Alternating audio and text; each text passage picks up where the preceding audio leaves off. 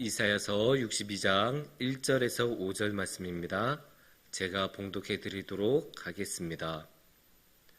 나는 시온의 의가 빛같이 예루살렘의 구원이 횃불같이 나타나도록 시온을 위하여 잠잠하지 아니하며 예루살렘을 위하여 쉬지 아니할 것인즉 이방 나라들이 내 공의를 뭇 왕이 다 내 영광을 볼 것이요 너는 여호와의 입으로 정하실 새 이름으로 일컬음이 될 것이며 너는 또 여호와의 손의 아름다운 관, 내 하나님의 손의 왕관이 될 것이라. 다시는 너를 버림받은 자라 부르지 아니하며 다시는 내 땅을 황무지라 부르지 아니하고 오직 너를 헵시바라 하며 내 땅을 뿔라라 하리니 이는 여호와께서 너를 기뻐하실 것이며 내 땅이 결혼한 것처럼 될 것임이라. 마치 청년이 처녀와 결혼함 같이 내 아들들이 너를 취하겠고 신랑이 신부를 기뻐함 같이 내 하나님이 너를 기뻐하시리라. 아멘. 얼마 전에 설문조사 하나를 본 기억이 있습니다. 그 이케아라고 가구회사, 다국적 가구회사 있죠? 그 이케아라는 회사에서 했었던 설문조사인데 이렇게 물어봤대요. 당신은 집안에 있을 때 무엇을 하시면 행복하시고 기쁘십니까? 뭐 여러 가지 대답이 있을 수 있는데 그 여러 나라에서 똑같은 질문을 했는데 우리나라에서는 1등을 한 답변이 이겁니다. 집에서 아무것도 안 하고 쉬고 싶습니다. 그게 1등이었대요. 참 재밌죠. 어떻게 보면 다른 나라에서는 꽤 순위가 높았던 것들, 집에서 인테리어 하고 이게 집 꾸미는 거 좋아해요. 막 이런 거 우리나라에서 거의 꼴찌 수준이에요. 굉장히 재밌죠. 그래서 여기 보면 이 기쁨이라는 것을 보면 참 특이하고 재밌어요. 이 기뻐하는 것을 잘 보면 그 사람이 보이고 그 사회가 무엇을 원하는지가 보여요. 우리나라도 보면 집에서 편히 쉬는 것을 기뻐하고 있고 집에서 뭔가 꾸미는 것을 별로 안 좋아한다고 하잖아요. 왜 그럴까요? 거기서 우리가 알 수 있는 것 한 가지, 우리나라는 그렇지 않아도 일하는 게 참 많다. OECD 국가들 통틀어서 노동시간이 가장 많은 나라가 우리나라예요. 항상 1등하고 2등은 멕시코하고 다퉈요. 요 몇 년간 맨날 우리가 1등 아니면 2등이에요. 그만큼 우리나라는 노동시간이 많으니까 집에서 와서까지 난 그냥 아무것도 안 하고 쉬고 싶어. 손님 오는 거 그것도 싫어. 같이 와서 밥 먹고 친구하고 이야기한 거 그것도 됐어. 그거 밖에서 다 이야기하고 집에는 그냥 쉬기만 하자. 이 마인드가 우리나라에서는 굉장히 강하고 그게 이 기쁨이란 것 하나만으로도 볼 수 있습니다. 이처럼 이 기쁨이란 거는 중요하고 많은 것을 내포하고 있죠. 그래서 이 기쁨에 대해서는 우리가 항상 많은 생각을 할 필요가 있습니다. 그래서인지 성경에서도 기쁨을 아주 중요하게 다루고 있습니다. 그래서 오늘의 말씀을 통해서 한번 성경에서는 하나님께서는 기쁨에 대해서 어떤 생각을 가지시는지 한번 같이 생각해 봤으면 좋겠습니다. 오늘의 말씀은 이사야서의 말씀입니다. 이사야서의 말씀, 사실 이 말씀만 보면 배경이 어떤지, 어떤 상황인지, 문맥인지 알기가 쉽지 않을 수도 있습니다. 그래도 충분히 힌트가 있습니다. 어디에서 보냐? 4절을 보면 힌트를 충분히 얻을 수 있습니다. 4절의 전반부를 보면 알 수 있는데요. 다시는 너를 버림받은 자라 부르지 아니하며 다시는 내 땅을 황무지라 부르지 아니하고 라고 나오죠. 그러니까 여기서 어디에 포인트를 둘까요? 다시는. 이 다시는이 좋은 힌트예요. 왜냐? 다시는 그렇게 안 할게 라는 거는 무슨 뜻이에요? 지금까지는 그래 왔어. 또는 지금 그러고 있어 라는 뜻이니까 지금까지 그래왔던 것 아니면 지금 그런 것하고는 다르게 앞으로는 그렇게 안 하게 해줄게 라는 뜻이에요. 그러면 지금 앞으로는 황무지가 되지 않고 앞으로는 버림받지 않게 해줄게 라는 뜻은 지금은 버림받은 상태고 지금은 황무지라는 뜻 아닙니까? 그러면 이스라엘의 역사에서 이스라엘이 황무지가 되었다고 말할 만한 시기는 언제였을까요? 바빌론으로 끌려갔을 때입니다. 남유다 왕국마저 바빌론의 공격에 침략을 당하고 결국 완전 항복을 하고 고위 관료나 그 뛰어난 엘리트들이 많은 사람들이 이제 이스라엘 땅에서 유다 땅에서 저기 바빌론으로 끌려갔죠. 그러니까 당연히 나머지 사람들은 인구수도 적어지고 당연히 군사력도 약할 수밖에 없고 그러니까 항상 또 침략도 당하고 다른 사람들이 와서 마음대로 유린하고 또 그렇지 않아도 이미 침략이 당해서 땅은 이미 황폐화되었고 그래서 황무지가 되었던 그 상황 바빌론 시대라고 생각을 하시면 좋습니다. 그러니까 이 사절만 봐도 이 말씀은 황무지가 되었던 시절에서 던져졌던 말씀이라고 생각을 하시면 좋을 것 같습니다. 그런데 이 황무지가 되었던 이스라엘을 보고 이 황무지가 된 유다 왕국을 보고 하나님께서는 놀라운 말씀을 1, 2, 3절에서 주시죠. 그래서 아니야, 너 시온의 의가 빛같이 빛날 것이고 공의가 이렇게 아름답게 나타날 것이야. 하나님께서 힘을 북돋아 주시는 말씀하죠. 그러니까 원래 이 말씀은 하나님의 희망의 핵심적인 내용이에요.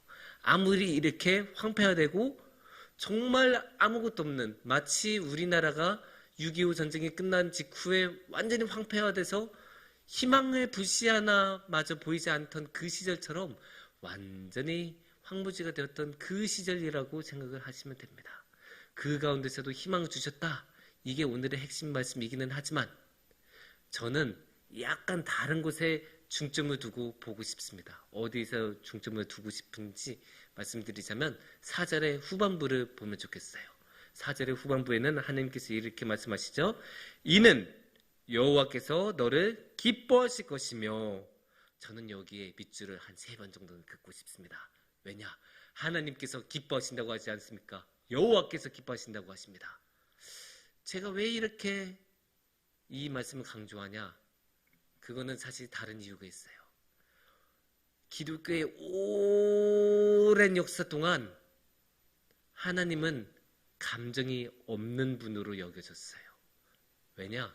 그거 보면 조금 갸뚱하실 수 있어요. 우리는 당연히 하나님 인격적인 분이라고 생각하고 그러면 인격적인 분이라면 당연히 감정이 있어야 되는 거잖아요. 그런데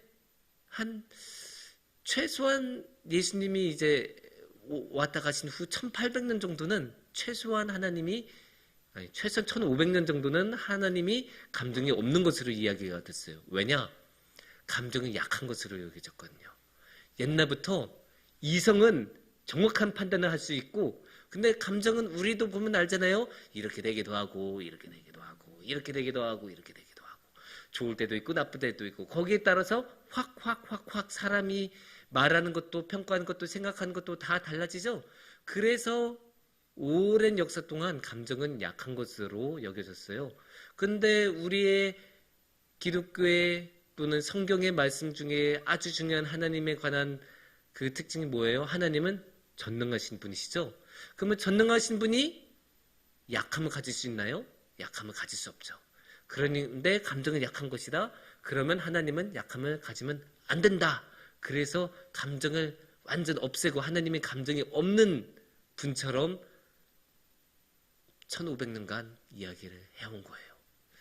근데 그게 굳이 기독교 역사에서 신학의 역사에서만 그런 것은 아니죠. 우리도 보면 감정보다는 이성이 더 뛰어난 것으로 보고 또 교회에서도 감정적으로 행동하는 것보다 이게 딱 차분하고 이렇게 묵직하고 이런 거를 더 멋있게 여기잖아요.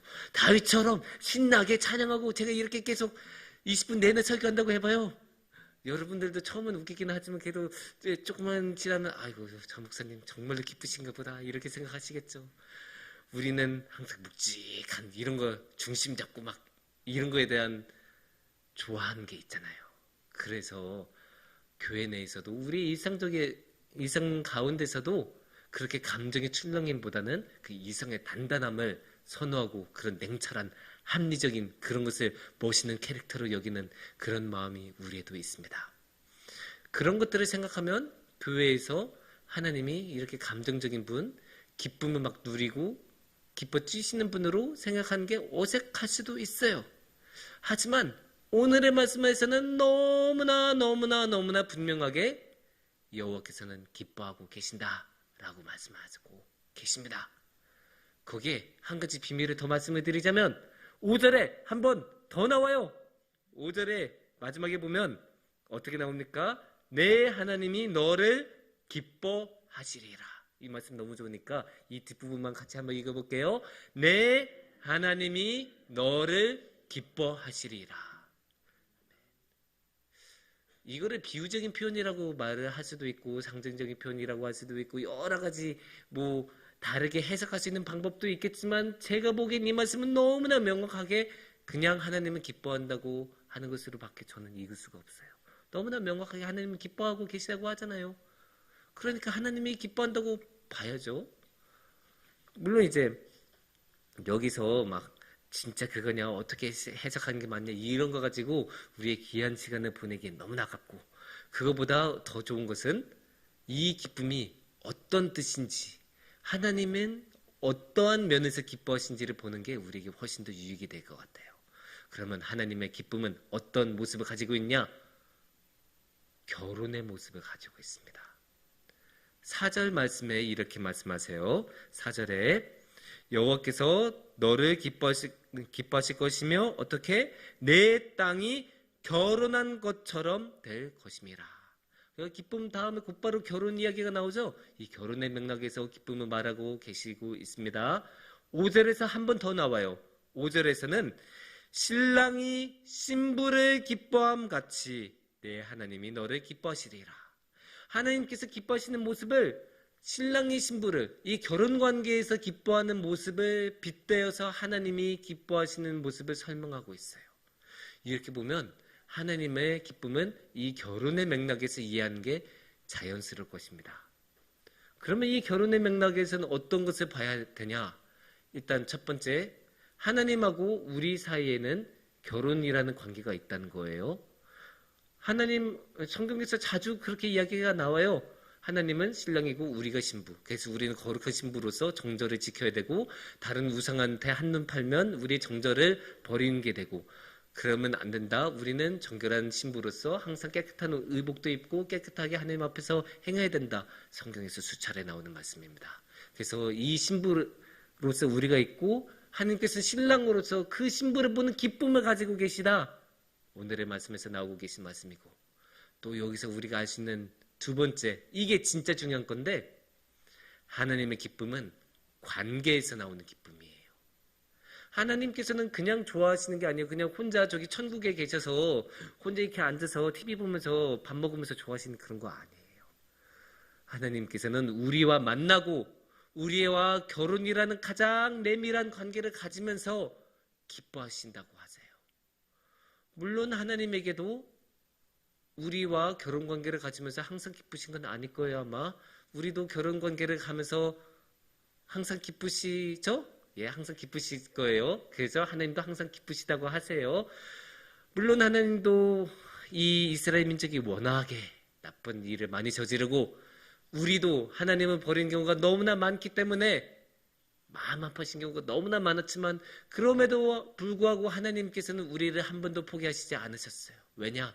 결혼이라는 가장 긴밀하고 내밀한 관계로 하나님과 우리는 연결이 되어 있기 때문에 그리고 그 관계를 하나님께서는 포기하지 않으시고 그 관계에서 기쁨을 누리시기 때문에 하나님께서는 그 모든 어려움과 아픔에도 불구하고 기쁨을 마음에 품고 계십니다.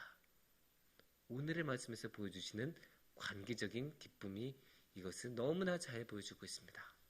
그리고 이 기쁨은 한 가지 더 놀라운 모습을 가지고 있어요. 왜냐? 1절에서 3절을 보면 그런 게 있어요. 1절부터 우리가 한번 같이 보면 나는 시온의 의가 빛같이 예루살렘의 구원이 횃불같이 나타나도록 시온을 위하여 잠잠하지 아니하며 예루살렘을 위하여 쉬지 아니할 것인즉 2절을 계속 봐주시면 이방 나라들이 네 공의를 뭇 왕이 다 내 영광을 볼 것이요 너는 여호와의 입으로 정하시 새 이름으로 일컬음이 될 것이며 너는 또 여호와의 손에 아름다운 관 내 하나님의 손에 왕관이 될 것이라. 아멘. 2절에서 3절까지 보면 다 좋은 이야기만 나오잖아요. 너무나 아름다운 이야기, 너무나 정말로 장밋빛 미래라고 말할 만한 그런 좋은 것들이 가득 찬데 근데 아까 이 말씀이 전해진 상황은 어땠다고 했죠? 굉장히 암울한 상황이잖아요. 쉽게 말해서 나라를 빼앗긴 상황이에요. 나라를 빼앗기고 인구도 빼앗기고 땅은 황폐화되어 있고 하나님으로부터 버림받은 것 같은 그런 상황인데, 그런 가운데 하나님께서 이 모든 것들 왕건과 같이 될 것이고 공의를 줄 것이고 이 빛이 이방의 빛이 될 것이라는 그런 약속을 하나님께서 하고 계세요. 이게 뭐냐? 하나님의 기쁨은 희망으로 가득 차 있다는 거예요. 하나님의 기쁨은 희망의 기쁨이에요. 그냥 지금 단발적으로 느끼는 그런 즐거움이 아니에요.